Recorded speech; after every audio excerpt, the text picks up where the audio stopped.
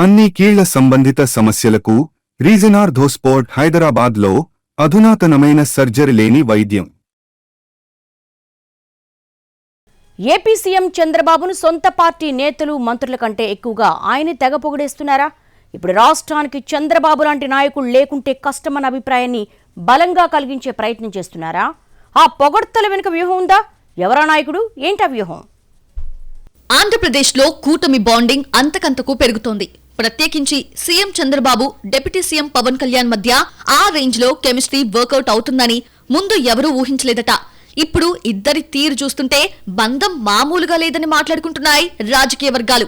ముఖ్యంగా అవకాశం దొరికిన ప్రతి సందర్భంలోనూ ముఖ్యమంత్రిని ఆకాశానికి ఎత్తేస్తున్నారు ఉప ముఖ్యమంత్రి. అది అసెంబ్లీ అయినా, బహిరంగ సభ అయినా, లేక మరో కార్యక్రమం అయినా సరే బాబుని పొగిడే విషయంలో ఏమాత్రం తడుముకోవడం లేదు పవన్ కళ్యాణ్. ఆంధ్రప్రదేశ్ ఇప్పుడున్న పరిస్థితుల్లో చంద్రబాబు లాంటి లెజెండరీ లీడర్ లేకపోతే కష్టమన్న అభిప్రాయాన్ని పదే పదే వ్యక్తం చేస్తున్నారు పవన్. ఇక్కడ ఇంకో విషయం ఏంటంటే టీడీపీ నాయకుల్ని మించి పొగడ్తల వర్షం కురిపిస్తున్నారు. అది కాంక్రీట్ లా దృఢమైన బంధమని మాట్లాడుకుంటున్నారు పొలిటికల్ పండిట్స్.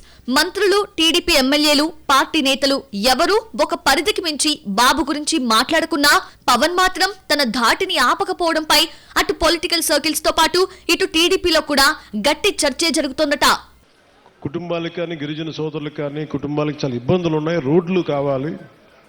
అప్పుడు ఇంకా మనకి సెంట్రల్ గవర్నమెంట్ ఫండ్ కూడా రిలీజ్ అవ్వలేదు. వెంటనే నేను అడిగిన ఒక 24 గంటల లోపు ఆయన ఒక 49 కోట్లు రాష్ట్ర ప్రభుత్వం నుంచి శాంక్షన్ చేసి అడవి తల్లి కార్యక్రమానికి శ్రీకారం చుట్టడానికి చాలా బలం ఇచ్చింది. బాబును ఉద్దేశించి పవన్ పొగడ్తలు, కూటమి బంధంపై కామెంట్స్ వెనుక కొన్ని ప్రత్యేక కారణాలున్నాయని అంటున్నారు. ప్రధానంగా పొత్తుకు సంబంధించి తెలుగుదేశం, జనసేన కింది స్థాయి క్యాడర్లో రకరకాల చర్చలు జరుగుతున్నాయి. కొందరికైతే ఈ బంధం ఎన్నాళ్ళన్న డౌట్స్ కూడా వస్తున్నాయట. అలాగే పిఠాపురం, విజయనగరంతో పాటు మరికొన్ని నియోజకవర్గాల్లో రెండు పార్టీల నాయకులు పరస్పరం విమర్శించుకుంటున్న పరిస్థితి. క్రమంగా ఈ జాడ్యం మరికొన్ని నియోజకవర్గాలకు కూడా పాకుతోందన్న అభిప్రాయం రెండు పార్టీల్లో ఉందట. అందుకే అలాంటి వాటిని కంట్రోల్ చేసేందుకే పవన్ పదే పదే చంద్రబాబుని ప్రశంసిస్తున్నారన్నది కొందరి అంచనా. జనసేన క్యాడర్, లీడర్స్ వైపు నుంచి కూటమి ఐక్యతకు ఎలాంటి ఇబ్బంది రాకుండా ఉండాలన్నదే పవన్ ఉద్దేశంగా చెప్పుకుంటున్నారు. గతంలో 1-2 సందర్భాల్లో స్వయంగా పవనే ప్రభుత్వం మీద అసహనం వ్యక్తం చేశారు. ఒక దశలో లా అండ్ ఆర్డర్ విషయంలో కోప్పడ్డ పవన్ తానే హోంమంత్రి బాధ్యతలు తీసుకుంటానని కూడా అన్నారు. అలాంటి సందర్భంలో కూడా చంద్రబాబు వైపు నుంచి గాని, టీడీపీ నాయకుల నుంచి గాని ఒక్క మాట లేదు. దీంతో తమ వైపు నుంచి ఆ సంయమనాన్ని పాటిస్తే కూటమికి తిరుగుండదన్న అభిప్రాయానికి పవన్ వచ్చి ఉంటారని భావిస్తున్నాయి రాజకీయ వర్గాలు.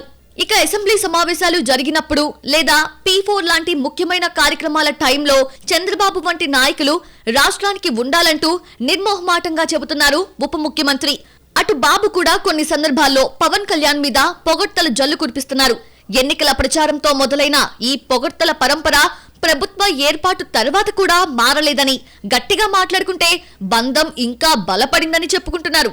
ఇదంతా ఎందుకంటే కింది స్థాయికి బలమైన సంకేతాలు పంపాలన్నదే ఇద్దరి ఉద్దేశం అంటున్నారు పరిశీలకులు.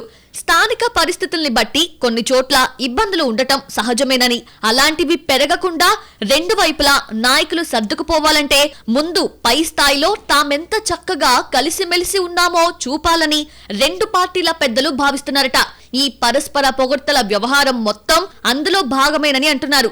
మొత్తంగా కూటమికి బీటల సంగతి తర్వాత చిన్న స్క్రాచ్ కూడా పడకుండా రెండు పార్టీల పెద్దలు జాగ్రత్తలు తీసుకుంటున్నారన్న అభిప్రాయం బలంగా ఉంది ఏపీ పొలిటికల్ సర్కిల్స్ లో.